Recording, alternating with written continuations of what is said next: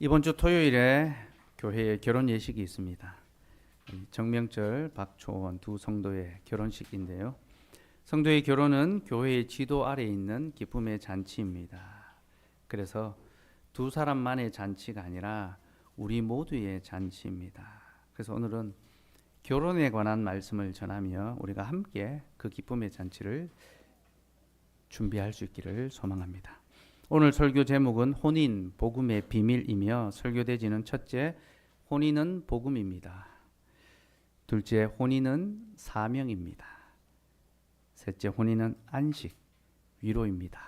세 가지를 살펴보려고 합니다. 첫째, 혼인은 복음입니다. 로마 가톨릭은 혼인을 성례로 규정합니다. 세례와 성찬처럼 결혼도 성례라는 겁니다. 그들이 결혼을 성례로 여기는 근거가 바로 오늘 본문에 나옵니다. 에베소서 5장 32절에 보면요. 이 비밀이 크도다 라고 하는데 여기서 비밀이라는 단어가 헬라어로 미스테리온, 라틴어로 사크라멘툼입니다. 제가 여러 번 말씀드렸죠. 성례를 하면서 미스테리온과 사크라멘툼은 비밀을 가리키는, 신비를 가리키는 단어인데요. 교회는 이 단어를 성례를 가리키는 단어로 사용했습니다. 그래서 로마 가톨릭은 결혼도 성례다라고 그렇게 이야기합니다. 하지만 그들은 성경을 잘못 해석했습니다. 지금 바울이 말하는 것은요, 결혼이 신비, 성례라는 것이 아니라 결혼 안에 담아 놓으신 복음의 비밀이 신비라는 겁니다. 그래서 32절의 핵심은요, 이 비밀이 크도다, 바로 그 다음 구절인 나는 그리스도와 교회에 대하여 말하노라, 바로 여기에 있습니다. 곧 결혼이 그리스도와 교회에 관하여 보여주는 복음의 교훈이라는 거죠. 하나님께서 태초에 결혼을 제정하실 때 바로 이 복음의 교훈을 알려주시기 위하여 결혼 안에 이 약속을 담아 놓으셨다는 겁니다. 그래서 결혼의 1차적인 교훈은요, 그리스도와 그의 교회의 관계에 관한 것이고, 그리고 2차적인 교훈으로 남편과 아내에게도 적용할 수 있다는 거죠. 그래서 자기 아내를 사랑하고 또 자기 남편을 존경해야 하는 겁니다. 어쨌든 결혼의 1차적 교훈은 그리스도와 그의 교회의 관계에 관한 교훈이고, 2차적 교훈으로 남편과 아내에 적용할 교훈이 있습니다. 바울은 이것이 바로 복음의 비밀이다 했습니다. 하나님께서 창세기 2장 24절 안에 담아 놓으신 태초의 첫 번째 결혼을 명하시면서 그 안에 담아 놓으신 복음의 비밀이 그저 남자와 여자의 결혼이 아니라 그것을 통하여 그리스도와 그의 교회의 연합과 하나됨을 보여주기 원하셨다. 이게 태초부터 주어진 복음이었고, 바울은 이 복음을 깨달아서 찾아내서 이것을 교회에 전했던 것입니다. 그리고 우리 신자들은 모든 결혼을 통해서 하나님이 그 안에 담아 놓으신 이 복음의 교훈을 찾아내야 합니다. 누릴 수 있어야 합니다. 이것이 결혼의 복음의 그 약속입니다. 그래서 여러분, 결혼한 사람과 결혼하지 않은 사람 모두 이 복음의 교훈을 찾아야 합니다. 사도 바울은 결혼하지 않았습니다. 하지만 그는 결혼의 비밀을 찾아냈죠. 그렇죠? 곧 결혼이 하나님과의 연합, 거룩한 연합이란 것을 그는 발견했습니다.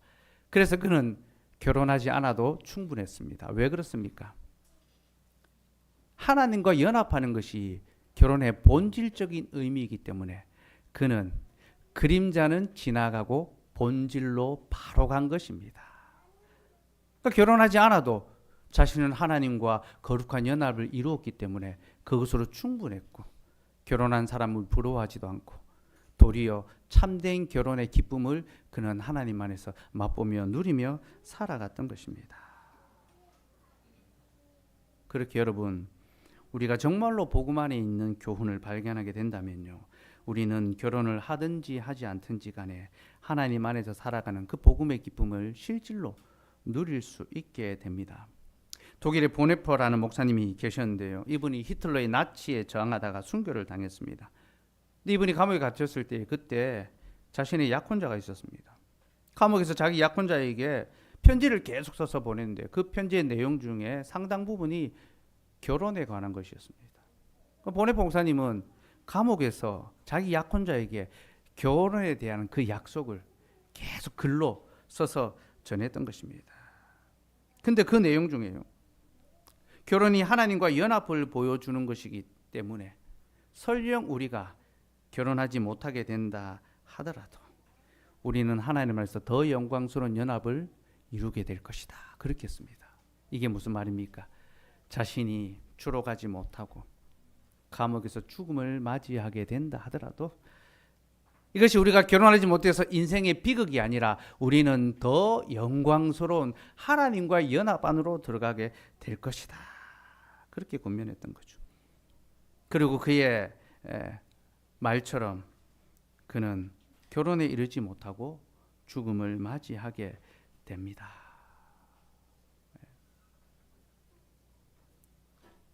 하지만 그는 이 죽음을 통하여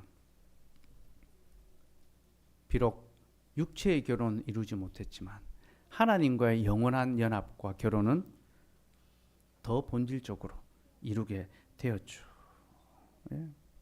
하나님과 연합하는 더 기쁨을 누리게 되었습니다. 보네포 목사님은 그림자는 건너뛰고 실체로 바로 들어간 것입니다. 하나님께서는 어떤 사람은 결혼으로 부르시고 어떤 사람은 결혼 없이 부르십니다. 하지만 어떤 부르심이든지 모든 부르심은 하나님 안으로의 부르심이며 그러기에 우리는 결혼을 했든지 하지 않았든지 다 하나님의 약속 안에 있습니다. 그러니 여러분, 결혼 그 자체보다도 하나님과 연합에 더 초점을 두시기 바랍니다. 물론 저는 여러분 모두가 이 결혼을 하나님께서 허락하셔서 그 결혼 관계 안에서 기쁨을 누리시고 또 하나님과 영원한 언약 안으로 또 들어갈 수 있기를 소망합니다. 그러나 결혼으로 부르시든 결혼 없이 부르시든 하나님께서 우리 모두를 자신의 영광스러운 교잔으로 불러오셨다는 사실을 기억하고 결혼한 분들은 결혼을 초월해서 하나님과의 그 연합에 더 초점을 두시고 결혼하지 않은 분들은 결혼하는 것이 당면 과제인 것처럼 전전긍긍하지 마시고 하나님과의 연합에 더 깊은 관심과 마음을 둘 수 있기를 소망합니다. 그럼 여러분, 하나님께서 이 결혼을 통해서 우리에게 보여주시고자 하는 복음의 실질이 무엇일까요? 여러 가지로 설명할 수 있고 또 제가 많이 말씀드렸습니다. 오늘은 간단하게 두 가지만 말씀드리겠습니다. 첫째는 결혼이 우리를 향한 하나님의 사랑을 보여주며 둘째는 결혼이 우리를 향한 하나님의 약속의 증거라는 겁니다. 여러분, 결혼은 사랑의 증거입니다. 남자 여자가 서로 사랑할 때 결혼하지요. 물론 결혼한 후에 사랑하지 않게 되는 경우가 간혹 있습니다. 자주 있기도 합니다. 하지만 결혼할 때는 모두가 사랑해서 결혼합니다. 여러분, 만약 사랑하지 않는데 결혼하려고 한다면 그 결혼은 절대로 해서는 안 됩니다. 결혼을 앞둔 두 분 잘 기억하시고 진정한 사랑이 있는가 다시 돌아보셔야 합니다. 여러분, 왜 결혼은 사랑을 전제로 합니까? 하나님께서 결혼을 통하여 우리에게 내가 너희를 사랑한다, 바로 그것을 보여주기 위해서입니다. 여러분, 우리가 결혼을 통해서 깨달아야 되는 것은요, 우리를 향한 하나님의 사랑입니다. 하나님 우리를 사랑하시되 영원전부터 사랑하시고 그리고 그 사랑의 증거로서 우리와 결혼해 주십니다. 내가 너희를 얼마나 사랑하는지 보라, 여기 결혼이 있다. 그래서 성경은 하나님 우리의 신랑이다, 우리는 그의 신부다라고 반복해서 강조하죠. 곧 하나님께서 우리를 얼마나 사랑하시는지 이 언약이, 이 결혼이 우리에게 보여준다라는 겁니다. 둘째로 결혼은 하나님의 약속을 보여줍니다. 여러분, 결혼과 연애의 차이점이 무엇입니까? 약속이 있습니다. 결혼은 부부를 약속이라는 끈으로 묶는 것입니다. 연애는 묶지 않는 거죠. 그래서 남녀가 서로 사랑해서 연애하다가 그 사랑이 식으면 어떻게 합니까? 헤어집니다. 끈으로 묶지 않았기 때문에 얼마든지 헤어질 수 있습니다. 하지만 결혼은 그런 것이 아닙니다. 사랑의 약속의 끈으로 묶었기 때문에 설령 사랑이 식어지는 때가 있다 하더라도 쉽게 헤어지지 못합니다. 그 끈을 풀 수가 없습니다. 결혼은 부부를 약속으로 단단히 묶는 것입니다. 우스갯이야기지만 사람들이 결혼한 지 20년이 넘으면요, 더 이상 사랑으로 사는 게 아니라 의리로 산다고 합니다. 이게 물어보면요, 다 저도 20년이 넘었는데, 부부는 사랑으로 사는 게 아니라 의리 있지 않습니까? 의리로 살아간다. 어떤 사람은 그렇게 말하기도 합니다. 부부는 전우회로 살아간다. 오랜 시간을 보내면서 치열하게 이제 전투를 치르는 거죠, 그죠? 서로 막 적군이 되어서 막 치열한 전투를 치르다가 이 전우회가 생기는 겁니다. 정이 생기는 거죠. 그래서 결혼 생활을 지속한다. 이런 말도 합니다. 사람들이 우스갯 이야기로 하는 말이지만 저는 그 속에 뼈가 있다고 봅니다. 여러분, 우리의 결혼을 지속하게 하는 것은요, 사랑이 아닐 수 있습니다. 왜냐하면 우리의 사랑은 너무나 가볍기 때문이죠. 우리의 사랑은 어제는 뜨겁게 사랑하다가 오늘은 차갑게 식어버릴 수 있습니다. 그게 우리의 사랑입니다. 얼마나 쉽게 변하는지 모릅니다. 또 우리의 사랑은 너무나 가변적입니다. 어제는 영원히 사랑한다고 말하고 오늘은 다시는 사랑하지 않는다라고 말합니다.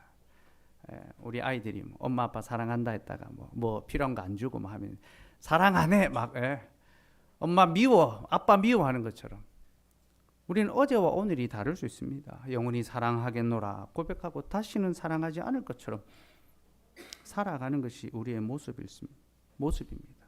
사랑하는 여러분, 이것이 바로 연약한 우리의 사랑의 실질이며, 그러기에 사랑은 정말로 믿을 것이 못 됩니다. 사랑은 움직여 다닙니다. 떠밀려 다닙니다. 흔들리는 것을 어떻게 믿을 수가 있겠습니까? 그러니 여러분, 믿을 수 없는 사랑에 여러분의 결혼을 두지 마십시오. 그러면 그 결혼은 쉽게 흔들려 버리고 깨어질 수 있습니다. 하지만 여러분, 결혼은요, 그러한 감정적인 사랑이 아니라 약속에 기초한 사랑입니다. 그죠? 약속. 그래서 사랑의 감정이 식어지고, 이 도파민이 분비된다고 하잖아요. 그죠? 도파민이 분비되는 그 시간 한도가 있대요. 보통 1년을 잘 못 넘어간답니다. 아주 긴 사람들이 3년을 간다고 합니다. 야곱은 몇 년을 갔습니까? 7년을 갔습니다. 야곱이 진짜 완전한 사람입니다. 그럼 성경에서 완전하다고 가리키는 사람이 딱 2명 있습니다. 노아와 야곱입니다. 근데 노아는 완전한 사람이다 하고 야곱은 뭐랍니까? 조용한 사람이다라고 합니다. 야곱이 얼마나 그 하나님의 사랑의 그 절절함을 보여주는, 그는 80이 넘도록 결혼하지 않았었습니다. 하나님의 약속을 따라 결혼하기를 기다렸던 진짜 완전한 사람이죠. 어쨌든 사람의 사랑의 감정은요, 한계가 있습니다. 이것은 하나님이 정해놓으신 질서입니다.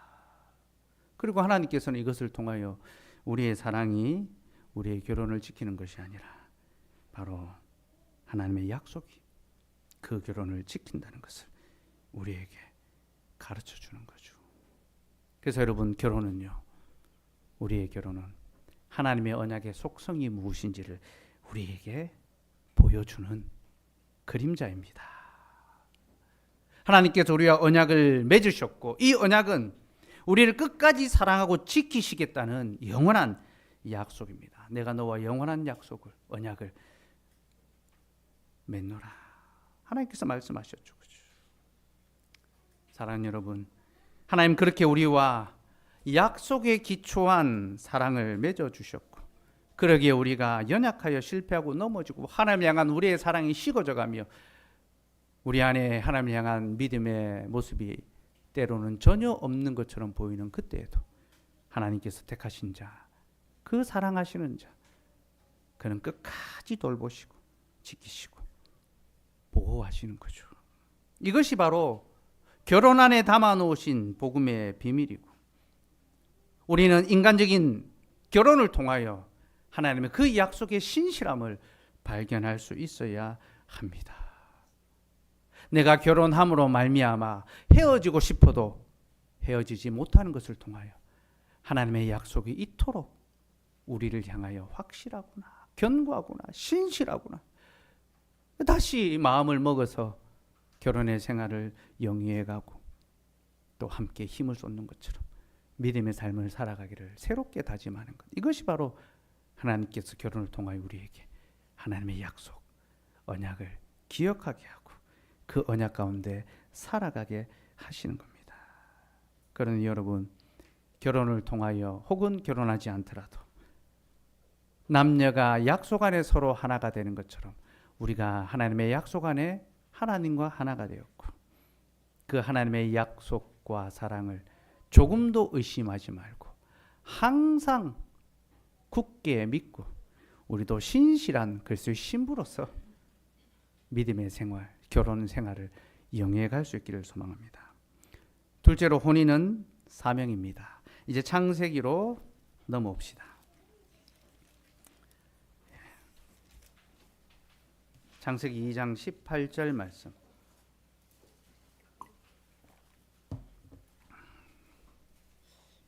같이 읽읍시다. 시작. 여호와 하나님이 이르시되 사람이 혼자 사는 것이 좋지 아니하니 내가 그를 위하여 돕는 배필을 지으리라 하시니라.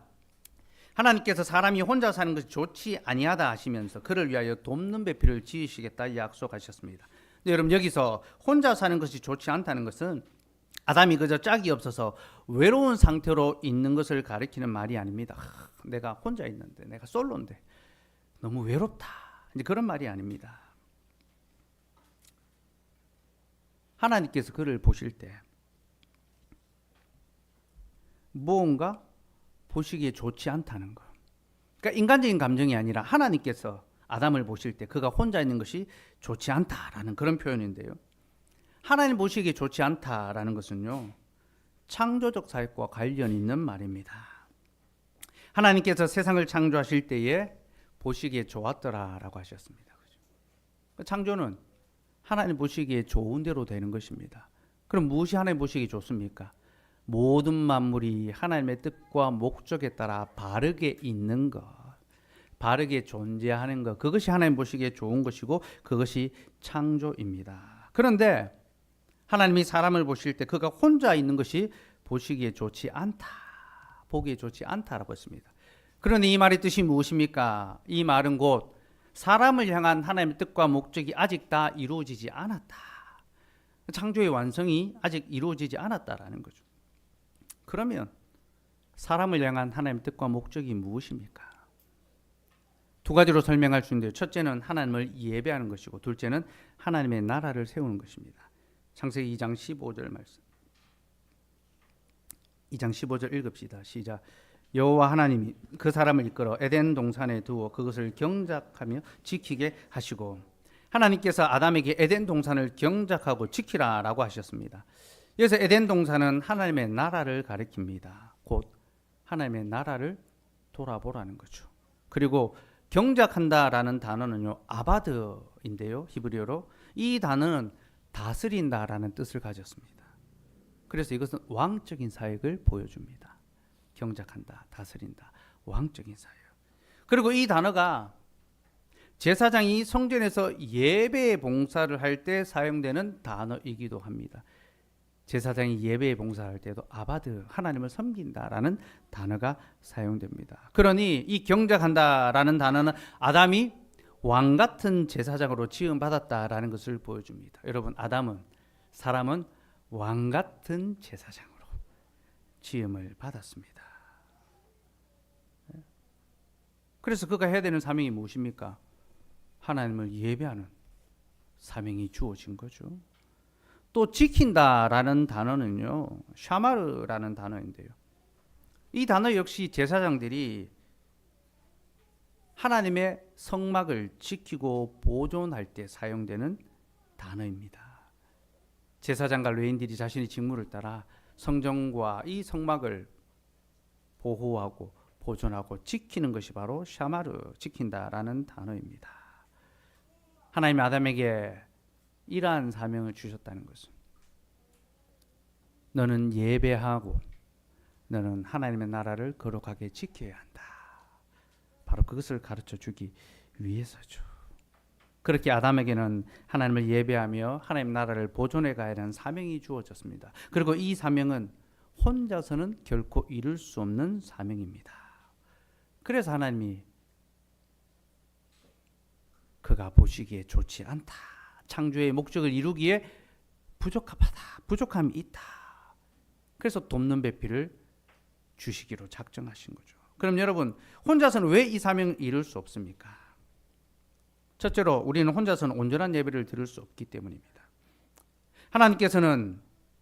예배는 하나님께서 우리에게 행하여 주신 일을 감사하며 기뻐하고 찬송하는 것입니다. 근데 여러분, 하나님께서 우리에게 무언가를 행하여 주실 때 그 하나님은 삼위 하나님으로 역사하십니다. 곧 성부와 성자와 성령께서 우리를 위하여 함께 창조하시고 구속하시고 우리를 보존해 주십니다. 그러니 우리가 하나님을 예배한다고 할 때에 거룩하신 삼위 하나님을 예배하는 거죠. 곧 우리의 예배를 받으신 분이 삼위 하나님이시기 때문에 그를 예배하는 우리 역시 어떻게 됩니까? 공동체적으로 하나님을 예배해야 하는 거죠. 하나님 바로 이것을 위하여 우리를 공동체로 지으셨습니다. 남자와 여자로 지으셨습니다.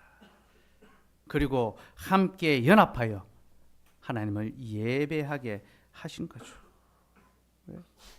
하나님 바로 이것 때문에 우리에게 결혼을 명하셨습니다. 곧 이 결혼을 통하여 내가 너에게 돕는 배필을 줄 것이니 너는 나를 예배해라. 그러니 여러분, 돕는 배필의 첫 번째 기능이 무엇입니까? 바로 예배입니다. 그리고 이것이 결혼의 첫 번째 목적입니다.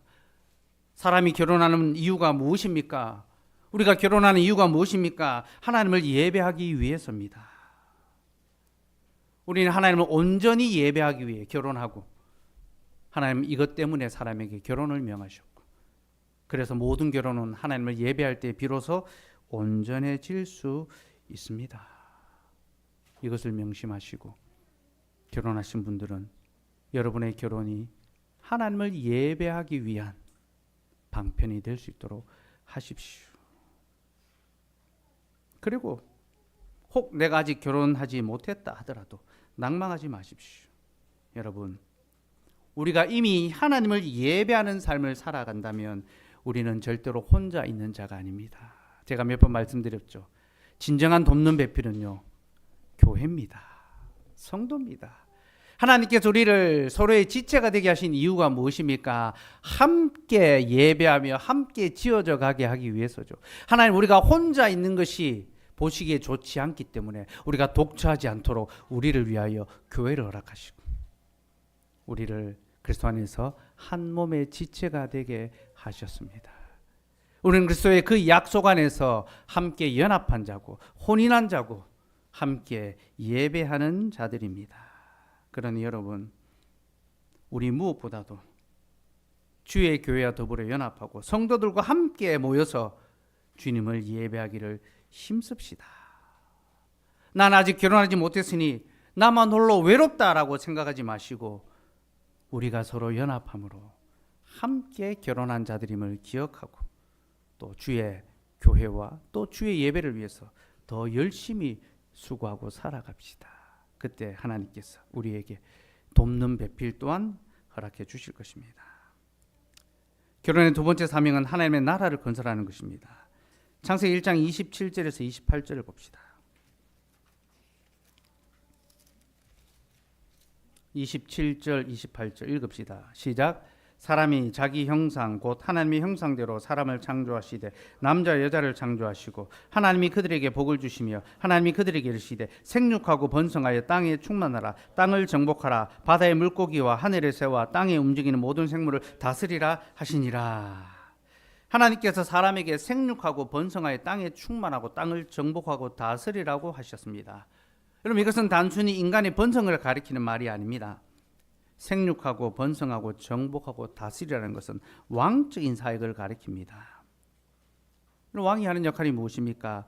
나라를 세우고 번성케 하며 정복하고 다스리는 사역이죠.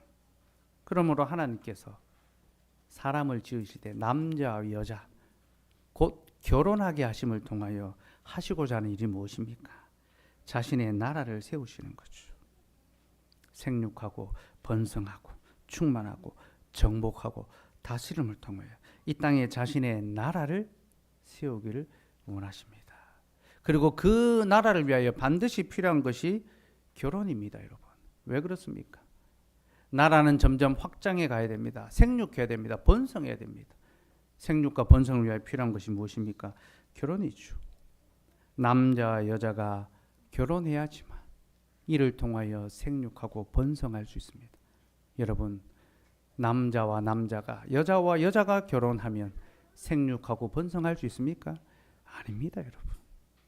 그것은 나라의 종말을 구하는 것입니다. 그래서 동성애는 나라의 종말입니다. 한 나라가 무너지는 길이 바로 동성애입니다. 우리는 이것을 분명하게 기억하고 하나님의 질서를 따라 바르게 살아갈 수 있어야 합니다. 하나님께서는 결혼을 통하여 생육하고 번성하여 이 땅에 거룩한 하나님의 나라가 계속해서 확장되고 보존되어 가기를 소망하십니다. 창세기 2장 24절 말씀 같이 읽읍시다. 시작. 여호와 하나님이 아담에게서 아담이 24절 시작. 이러므로 남자가 부모를 떠나 그의 아내와 합하여 둘이 한 몸을 이룰지로다. 제가 요즘 눈이 잘 안 좋아가지고 숫자가 잘 안 보입니다. 남자가 부모를 떠나 그의 아내와 합하여 둘이 한 몸을 이루느라. 결혼에 대한 주님의 명령입니다. 최초의 주례사고 이 주례사는 모든 결혼에 적용되어야 됩니다. 최후의 주례사입니다. 남자가 여자와 합합니다. 이것을 통하여 생육하고 번성할 수 있는 거죠. 하나님은 결혼을 통하여 남자 여자가 한 몸 되게 하셨습니다. 근데 여러분, 이 말을 거꾸로 하면 어떻게 되는지 압니까? 결혼 외에는 사람이 동침해서는 안 된다는 겁니다. 하나님의 규례를 따라 결혼하고 그 결혼 안에서 남자 여자가 한 몸 되어야 되는 것, 동침해야 되는 것처럼 결혼의 방법 외에 사람이 남자 여자가 동침하고 하나 되어서는 안 된다는 것입니다. 이것이 하나님이 정하신 질서고요.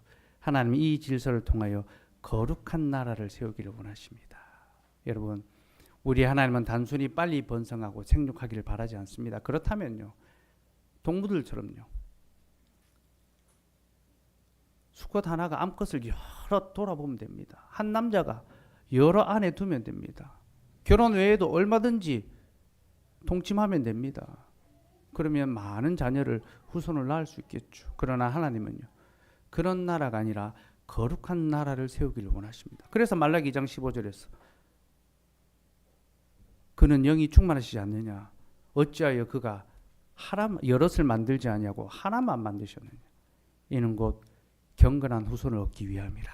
그렇게 말합니다. 하나님은 능력이 많으셔서 여럿을 만들 수 있는데도 왜 한 남자에게 한 여자를 주셨는가? 경건한 후손을 얻기 위해서죠. 그래서 우리는 결혼 관계 안에서 서로 하나가 되고 그 하나됨을 통하여 경건의 후손을 낳아야 하는 겁니다. 이것이 결혼을 통하여 세워지는 하나님의 나라고, 하나님이 이 결혼을 통하여 거룩한 자신의 나라를 세워가기를 바라십니다. 그러므로 성도는요, 결혼의 그 거룩함을 지킬 수 있어야 하죠. 성도는 혼인을 귀히 여기고 침소를 더럽히지 않아야 합니다. 히브리서 13장 4절 말씀 같이 읽읍시다. 시작. 모든 사람은 결혼을 귀히 여기고 침소를 더럽히지 않게 하라. 음행하는 자들과 가늠하는 자들을 하나님이 심판하시리라. 하나님은 모든 사람에게 결혼을 귀히 여기고 침소를 더럽히지 못하게 했습니다. 여기서 모든 사람은요, 교회의 신자들을 가리킵니다. 곧 세상은 결혼을 가벼이 여기고 침소를 더럽히고 자기의 정욕을 따라 자기의 즐거움을 쫓아 살지만 너희는 그렇게 해서는 안 된다라고 합니다. 왜 그렇습니까? 하나님께서는 결혼을 통하여 자신의 거룩한 나라를 세우기를 원하시기 때문이죠. 그래서 하나님이 음행하는 자와 가늠한 자들을 심판하십니다. 왜 그렇습니까? 하나님의 나라를 대적하는 세상의 나라, 악한 나라, 사탄의 나라를 세워가는 자들이기 때문에 하나님께서 그들을 심판하시는 겁니다. 사랑하는 여러분, 결혼을 통하여 하나님의 거룩한 나라를 세워가기를 소망합시다. 생육하고 번성하는 일에 힘을 쓰되 무엇보다도 경건한 자손을 낳고 기를 수 있도록 힘씁시다. 이것이 신자의 결혼의 첫 번째 목표입니다. 곧 우리가 결혼할 때에 하나님의 거룩한 나라를 세워야 되니까 우리가 거룩한 출산을 행하여야 된다라는 거죠. 그래서 여러분, 결혼한다 할 때에 자녀를 낳는 것은요, 우리의 우선순위에 있어서 뒤로 밀리는 것이 아니라 첫 번째 우선순위로 올라올 수 됩니다. 첫 번째 우선순위 예배, 두 번째 우선순위 출산입니다. 여러분, 우리 시대 많은 사람들이 결혼과 출산을 별개로 봅니다. 결혼은 하더라도 출산은 후순위로 미뤄둡니다. 이게 지금 사회적인 분위기입니다. 그런 국가적인 또 사회적인 분위기 또 경제적인 상황 때문에 출산이 영향을 받습니다. 그럼 이것은 잘못된 것이라는 걸 알아야 합니다. 자녀의 출산은 국가나 우리 어떤 경제적인 형편이 정해주는 것이 아니라 하나님께서 정해주시는 것이고, 우리가 계획하는 것이 아니라 하나님이 자신의 뜻을 따라 실행해 주시는 겁니다. 우리는 이것을 믿음으로 받을 따름이죠. 우리는 결혼이 국가적 사업, 출산이 국가적 사업이 아니라 하나님의 나라, 하나님의 일이라는 것을 명심해야 됩니다. 1970년, 80년대에 한국 사회가 산하 제한 정책을 많이 펼쳤습니다. 둘만 낳아 잘 기르자. 둘도 많다. 하나만 낳아 잘 기르자. 그 산하 제한 정책을 교회가 많이 받아들였습니다. 국가의 정책을 지지하고 따라가야 된다 해서. 그 결과가 무엇입니까? 지금 출산율이 완전히 바닥을 치고 국가가 소멸할 위기에 처했다고 뒤늦게서야 부랴부랴 출산 장려 정책을 펼치고 있습니다. 여러분, 우리는요, 자녀의 출산이 국가의 문제가 아니라 교회의 문제, 신앙의 문제라는 것을 분명히 알아야 합니다. 한국 교회가 국가의 정책을 무분별하게 수용해서는 안 됩니다. 말씀의 원리를 따라 바르게 시행하고, 때로는 국가에 반하더라도 말씀의 원리에 부합하다면 그것을 지키고 실행할 수 있어야 합니다. 하나님께서는 결혼을 통하여 자신의 나라를 거룩하게 확장해 가기를 원하십니다. 그러니 여러분, 여러 경제적이고 사회적인 분위기 때문에 출산하는 것에 대한 부담을 갖지 마십시오. 믿음으로 실험하시고 또 이겨낼 수 있기를 바랍니다. 그리고 이 자녀 출산은요, 교회적 사명으로 이어져 갑니다. 교회는 생육하고 번성하는 일에 힘써야 하며 이로써 하나님 나라가 더욱 흥왕할 수 있도록 수고해야 합니다. 교회가 무엇으로 생육하고 번성합니까? 말씀으로 번성합니다. 하나님께서 자신의 말씀으로 자기의 자녀를 낳으시죠. 그래서 교회는 그리스도의 말씀을 순전하게 전해야 하며 성도들은 그 말씀을 귀히 여기며 더럽히지 않아야 합니다. 교회에서 듣는 말씀의 원리가 있고 세상에서 살아가는 삶의 방식은 따로 있는 것이 아니라 우리가 받은 그 말씀대로 살기를 소망하고 그 약속의 말씀을 세상에 갖추어 바꾸어 버리고 더럽히는 것이 아니라 거룩하게 잘 지켜내므로 믿음의 삶을 살아가고, 우리가 그렇게 믿음의 삶을 지켜갈 때 하나님께서는 우리 교회에 더 많은 언약의 자녀와 언약의 백성을 보내어 주실 것이고 주의 나라를 확장시켜 가실 것입니다. 이것이 결혼과 교회의 사명이라는 것을 기억합시다. 셋째, 혼인은 안식, 곧 위로입니다. 하나님께서 사람에게 결혼을 주신 것은 사람으로 하여금 안식하게 하기 위해서입니다. 그래서 에덴의 동산에서 결혼을 명하신 후에 그들에게 안식을 주셨습니다. 7째 날에 그들에게 복 주시고 안식하게 하셨죠. 결혼을 통하여 그들에게 참된 안식을 얻게 하신 겁니다.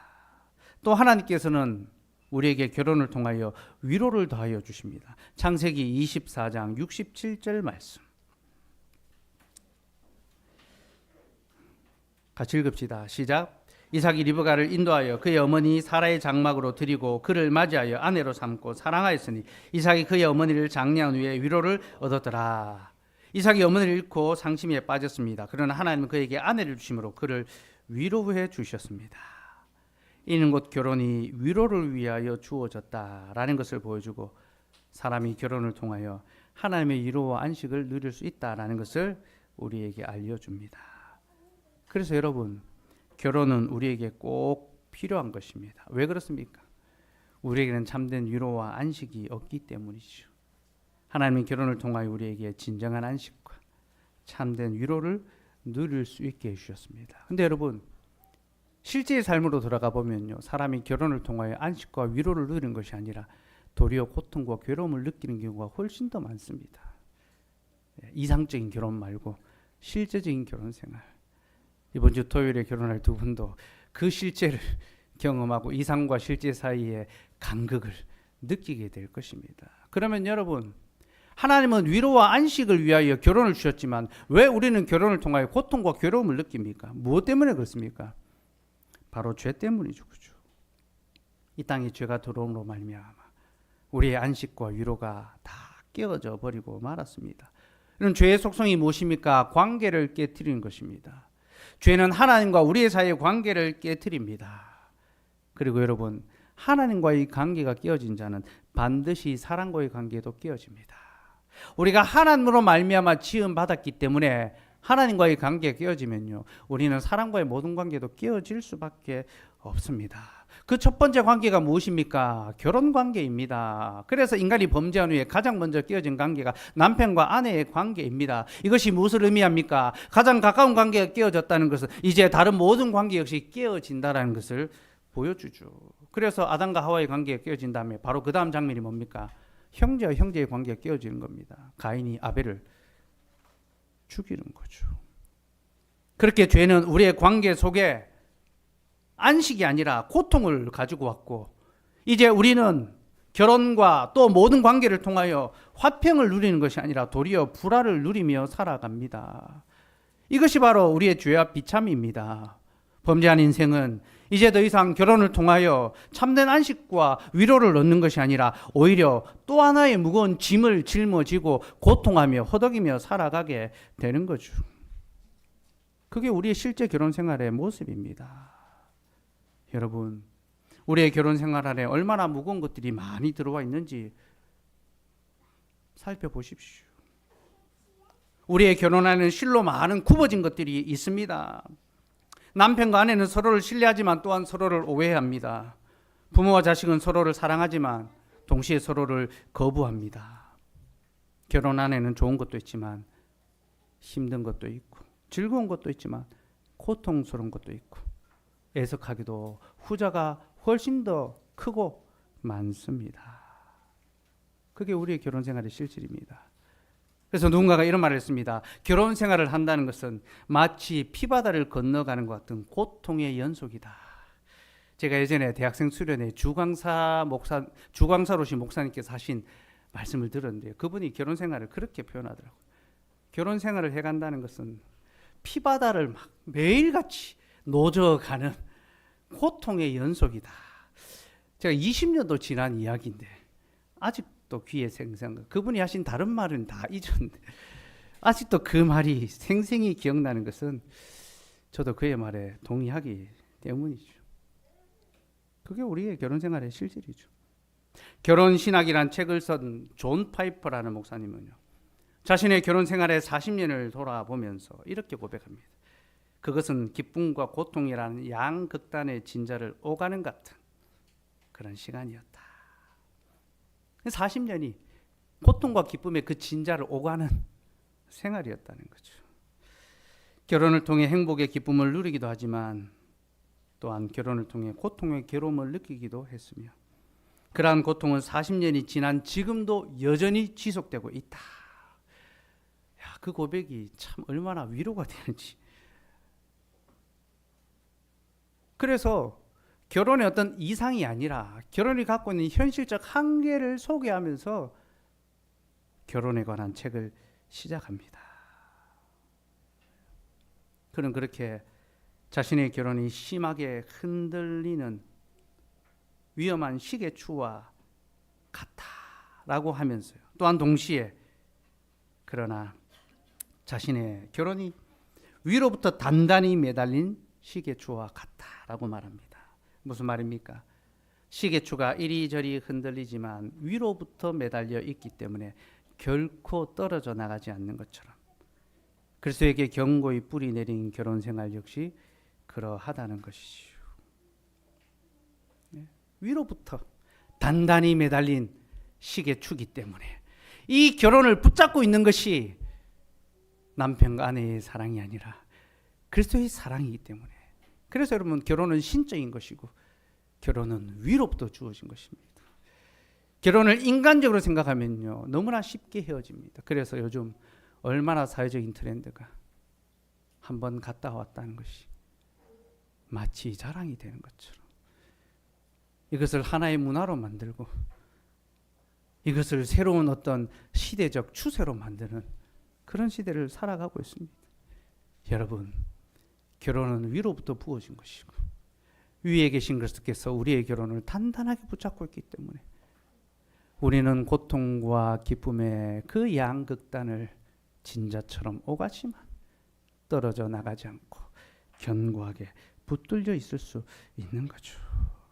그러면서 존 파이퍼는 자신의 40년의 지난 결혼 생활이 길다면 길다고 할 수 있지만 그리스도 안에 있는 영혼의 삶에 비하면 찰나에 지나지 않다라고 합니다. 그래서 결혼이라는 인간적이고 유한한 연합이 아니라 그리스도라는 영원하고 영속적인 연합에 붙들려 있는 것이 참된 안식과 위로를 얻는 길이라고 그렇게 소개합니다. 그렇습니다, 여러분. 우리의 결혼은 연약한 것이고 불안정한 것입니다. 우리는 기쁨과 고통 사이를 이리저리 떠밀려 다니는 진자와 같습니다. 하지만 우리의 결혼은 위로부터 단단히 매달린 시계추입니다. 우리는 우리를 붙들고 계시는 그리스도로 말미암아 참된 안식을 누릴 수 있습니다. 그래서 주님이 우리에게 이렇게 말씀하시죠. 수고하고 무거운 짐진 자들아 다 내게로 오라. 내가 너희를 쉬게 하리라. 여러분, 이 말씀은 주님이 모든 결혼의 완성자라는 것을 우리에게 가르쳐 줍니다. 하나님께서 우리에게 결혼을 통하여 안식, 쉼을 주기를 원하셨지만 죄가 우리에게서 그 안식을 뺏어갔습니다. 그러나 주님이 그 수고의 짐을 담당해 주시고 우리에게 다시 쉼을 허락해 주십니다. 그러니 주님은 모든 결혼의 완성자요. 주님만이 우리의 참된 신랑이십니다.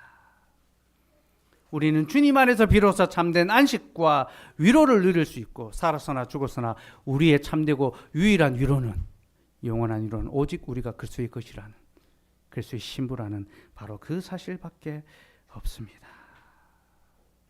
그러니 여러분, 우리가 자기 아내와 남편과 연합하기 전에 먼저 그리스도와 연합합시다.